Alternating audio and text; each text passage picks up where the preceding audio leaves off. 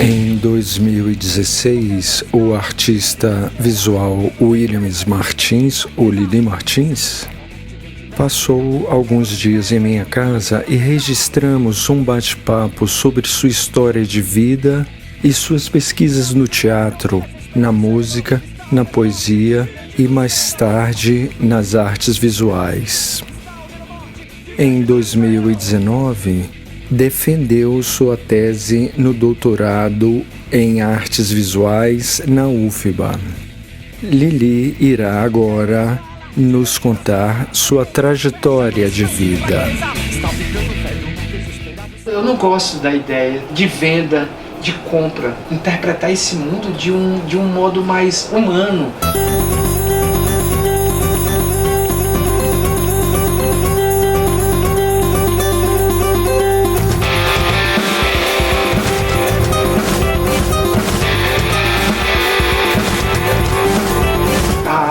Eu vejo hoje tão importante quanto a política, evidentemente a ciência, a filosofia e a religião, ou quiçá mais importante, porque estamos lidando com a criação, ela instaura novas realidades no mundo. Trabalho com a ação dentro das artes visuais, interpretando a cidade, pensando a cidade e interagindo com ela. É preciso ser punk, é preciso ter atitude, é preciso ter coragem também. É diferente do artista que trabalha em seu estúdio e leva seu trabalho prontinho para a galeria.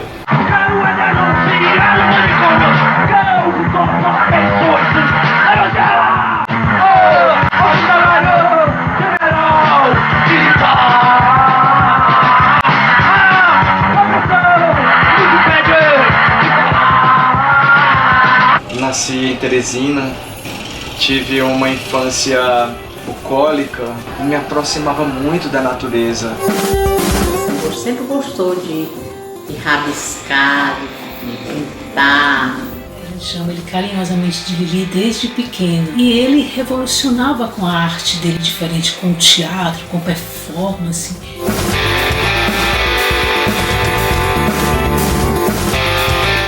Eu tive uma adolescência muito rocker em Teresina. Comecei a escrever, não só nos cadernos, quando eu era aluno, como também a escrever com pichos.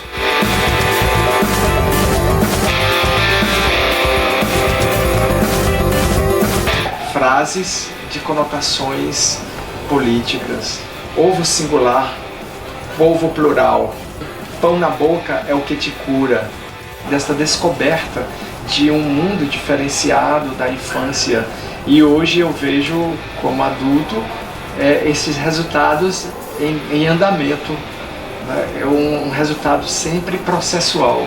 Eu não quero o seu nacionalismo, eu não preciso das suas divisões. Não prepare seu futuro de adoração à pátria. Não me venha com suas ações, nem com suas bandeiras.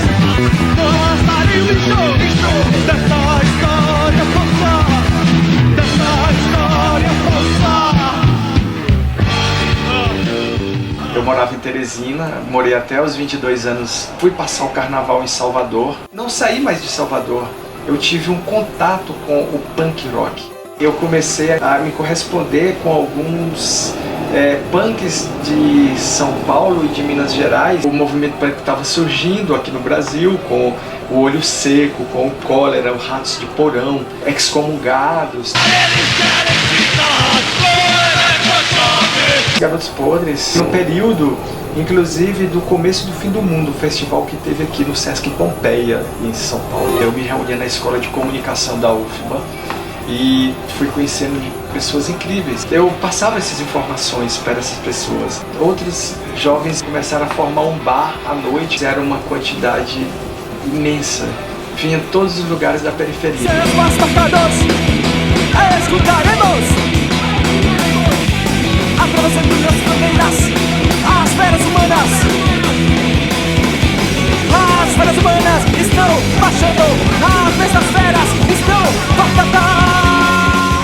encontros da Escola de Comunicação. A Escola de Comunicação da UFBA, aos domingos à tarde, a galera que estudava comunicação, que estudava na UFBA, montou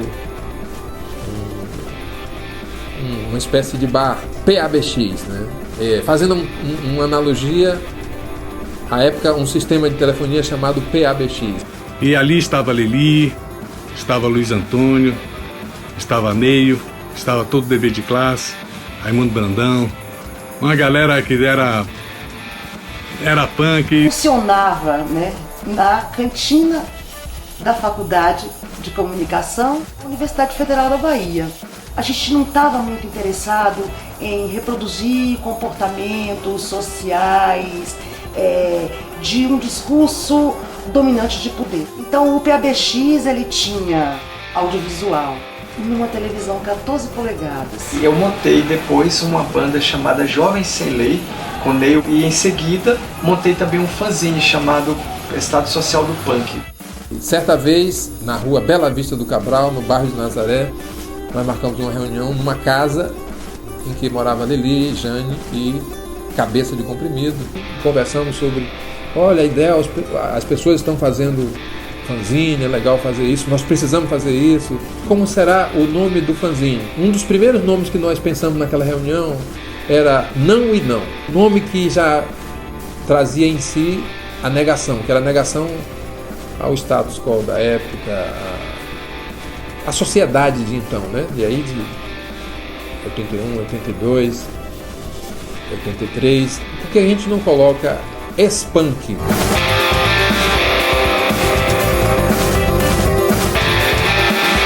Vamos trabalhar com esse punk. Aí Lili disse, esse punk, estado social do punk, já que a gente está falando muito da crítica social, etc. E ficou esse punk.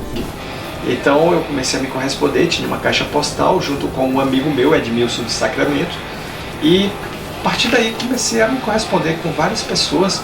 Pouco tempo depois eu já estava com a caixa postal lotada de correspondências de todos os lugares, pelo Brasil inteiro e por várias partes do mundo, e aí onde nós recebíamos diversos outros fanzines. E de repente o Williams Martins reúne um monte de fanzine do Brasil inteiro. Lili arregimentava, juntava uma quantidade de negros da periferia de Salvador, onde o movimento punk insistia em existir. Isso me deu uma força muito grande de continuar com a ideia de fazer música punk. Minha droga é a propaganda, a minha droga é a chuva ácida, a minha droga é a violência, é insuportável. Aí conheci o Bel, que terminou sendo baterista.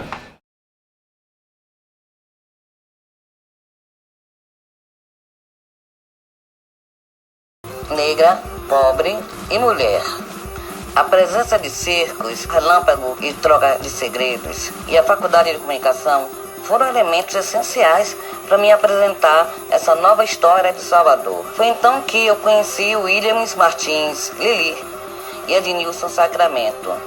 Eles foram responsáveis pela minha aproximação do movimento punk. Distribuição de fanzines, papos, fitas cassetes, organização de sons, compartilhamento de contatos. O movimento punk surgiu na minha vida como uma tábua de salvação. Lili e Ednilson começaram a me dar uma força incrível. A duração do nenhuma foi curta. Foi aí que eu dei início ao projeto de outra loja, a Not Dead. O nome foi escolhido por Lili e possuía um perfil bem mais punk.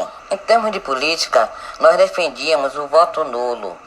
Hoje a situação ficou bem mais grave. O voto nulo, não sustente parasitas, teve que ser revisto por mim. Hoje a luta não é apenas contra os parasitas do poder, e sim contra os racistas, machistas, homofóbicos, os defensores de um Estado autoritário, inimigos da cultura e da informação, criadores de fake news.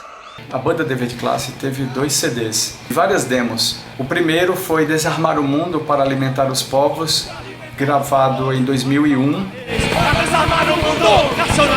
Foi feito pelo Marcos Vaz, com a ajuda de várias pessoas, né? Pedro Semanovs, André da Bigraf, que fez as capas, Rogério Big Bros, um produtor.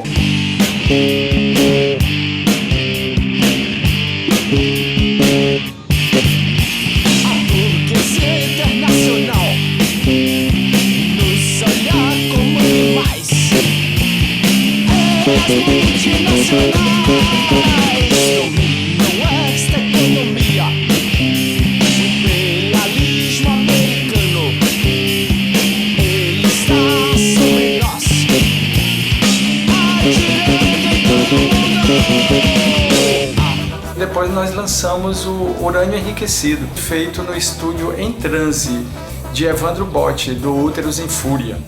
Nós tocamos uma música do Armagedon, Mortos de Fome, uma música muito boa.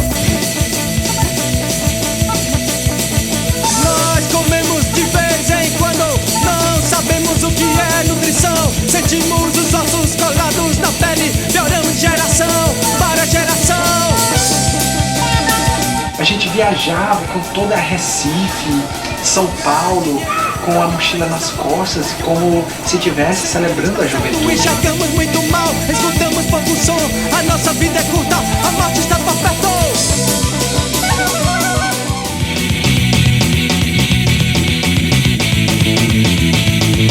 O cristianismo põe seus dogmas em consciências fracas, a resignação. Em 1982, eu conheci durante essas reuniões jovens excêntricos. E depois surgiu o Ovelhas Pardas, Homicídio Cultural, Proliferação. Ainda hoje eles estão resistindo. Daí surgiram outros fanzines e outras bandas. Ser patrão ou operário, ter dinheiro ou tetário, ser um líder ou um sofredor. E existia um movimento de punk rock em Salvador que foi bastante efervescente, que ia um mar de pessoas assistirem. Apenas muito som, barulho e conflito, um jeito olhar maldito, metendo mal na santa ceia, suor escorrendo nas veias.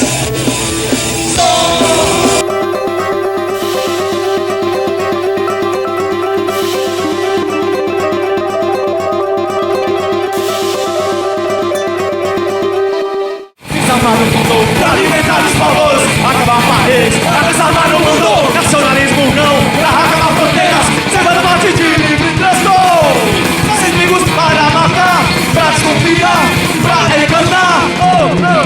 Corrida armamentista preventivo, preventiva sem corrida armamentista preventivo, preventiva sem corrida armamentista preventivo, preventiva sem corrida armamentista preventiva. Pra libertar os povos, acabar a país.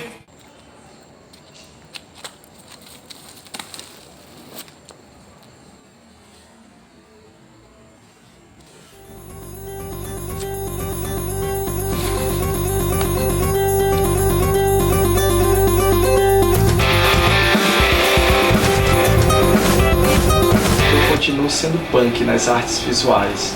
Essa questão de produzir imagem, eu gosto muito. É uma imagem onde eu posso olhar para o muro e perceber que ali existe um nascedouro da imagem que eu estou procurando. Eu vejo craquelês, vejo riscos, vejo manchas, vejo provocações, vejo retículas. Então isso tudo me dá uma sensação de estudá-las. Então aquelas imagens misturadas com manchas, com riscos, com manchas lodais criadas pelas intempéries, me deixava muito sensibilizado.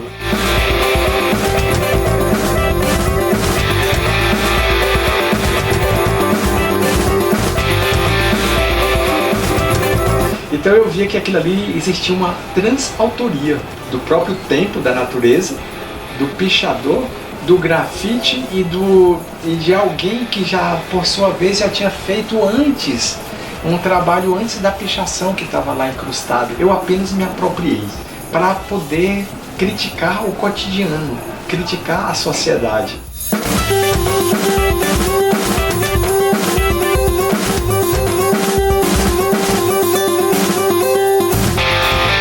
Ele é originário das ruas.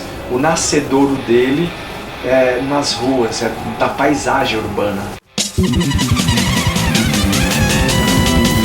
Descobri que bastava eu descascar a imagem. Eu me aproprio de imagens e de pichos, inclusive, através de uma técnica que eu elaborei. Eu tiro ela, eu extraio ela, eu descolo ela. E eu chamo essa imagem de pele, como se fosse uma pele grafitada da cidade.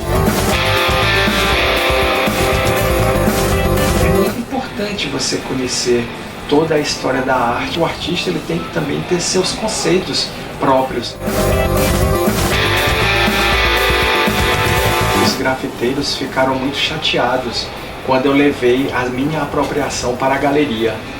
Isto foi em 2007. Colocaram cartazes me chamando de ladrão de grafite e que eu não tenho talento. Inclusive fizeram blogs chamado Williams Martins, ladrão de grafite, e iam incendiar meu ateliê. A minha dinâmica de trabalho nem ateliê exige. Quando eles viram na galeria 15 trabalhos, tinha lá algo deles também.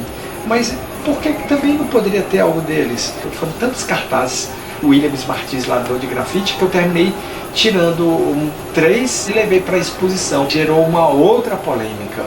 Eu convidei esses grafiteiros para também expor junto comigo, para fazer uma arte selvagem, autenticar essa selvageria.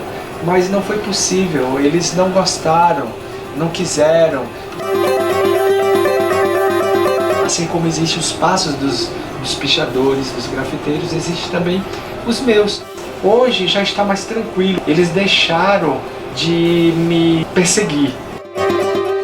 Que é a ideia do ready-made, que ninguém é autor de nada, às vezes cola uma com outra, um pedaço de um, um pedaço de outro, às vezes ele apenas reproduz, às vezes ele retira, põe no quadro e botou na exposição. Então o pessoal que faz grafite na rua, encheu a rua de cartazes assim, abaixo Williams Martins. É uma briga às avessas, entendeu? Porque são as pessoas que fazem grafite lutando contra uma atitude deschampiana. Eu geralmente procuro deslocar essas imagens em paredes do governo, cemitério, estacionamentos, prédios abandonados, próximos à parada de ônibus, dentro de terrenos baldios, em zonas portuárias, em periferias, que são apenas feitas por pessoas, por anônimos, escrevendo suas angústias.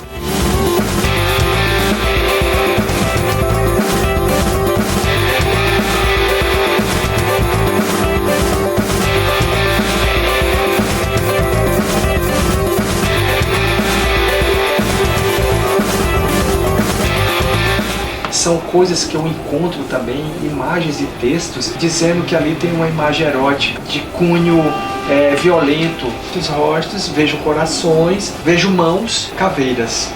Quando eu vejo essas imagens, elas estão vivas, elas estão querendo dizer algo, e é este algo que eu quero interpretar.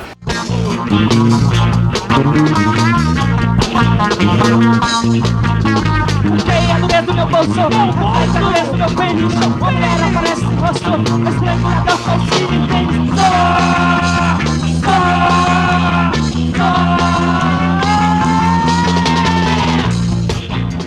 Ali, na Mulher e o Tênis, eu proponho uma nova maneira de relacionamento sexual, onde haja um canibalismo mútuo, onde ambos se comam e encontrem a solidão da completude, a solidão alegre, a solidão da realização.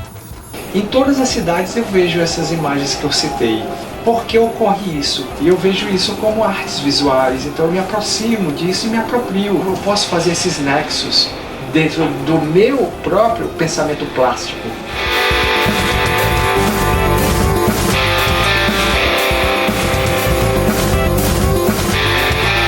Em Recife, por exemplo, no Cais Estelita, eu percebi que se aproxima muito os desenhos de lá, andando pela cidade, da literatura de cordel, das questões das artes plásticas na cidade de Recife, diferente do que eu vi em Salvador. Recentemente eu tirei uma bandeira do Brasil na Ladeira da Preguiça, e foi exatamente no local onde o problema imobiliário é muito grande. Existem mais de 1000 casas abandonadas no centro histórico e não há uma política de urbanismo criada pela prefeitura. Parece que eles estão torcendo para que as casas caiam, para eles transformar aquelas casas em estacionamentos, para poder ganhar mais dinheiro. Os conceitos são de onde a intolerância está ganhando espaço, eu procuro ver o meu trabalho mais nesse viés, que tem um cunho político.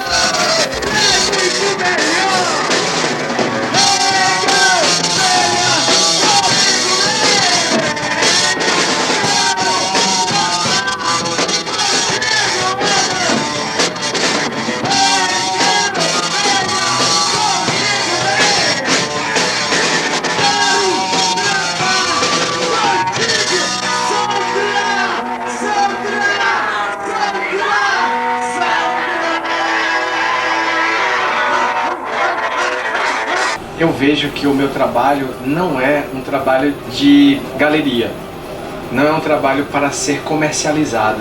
A galeria, ela é elite. O povo não tem acesso à galeria de arte. Não há um incentivo para que ele vá até lá. Isto é um problema político. O artista termina se tornando precarizado. E é por isso que é necessário as pessoas combaterem o sistema da arte, para se tornar mais democrático. Os artistas é que poderiam também se preocupar em trazer as pessoas, né, para a galeria. Eu imagino, por exemplo, levar mendigos para ver minha exposição. Isso para mim é muito importante, levar os mendigos.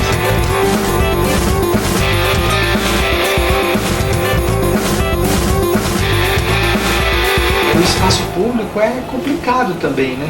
Você pode andar até certo momento em certos lugares. E tudo isso implica em uma espécie de temor. E já houve muito desgaste da polícia para comigo.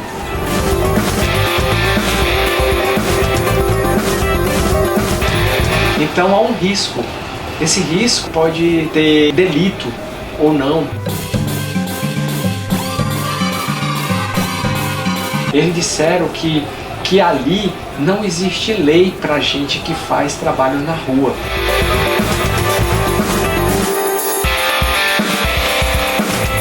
E mandaram eu sair imediatamente se eu não quisesse levar um tiro no pé. Mandaram eu sair imediatamente se eu não quisesse levar um tiro no pé. Falaram assim para mim. Mais uma vez, né, o meu trabalho não foi realizado por conta dessa censura feita por esses cães do Estado.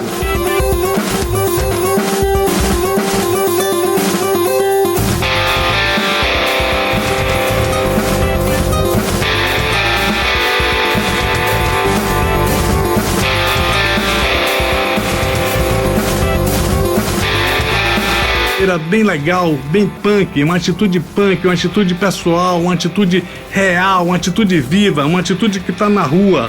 Por isso que ele chama esse movimento, essa instalação de movimento nas ruas. Viva Lili! Outras maneiras de se expressar e ver o mundo. De valores, de confusão, de divisão, de ameaças, casa entrar, de divisão, de política, violência, devastação, manifestação.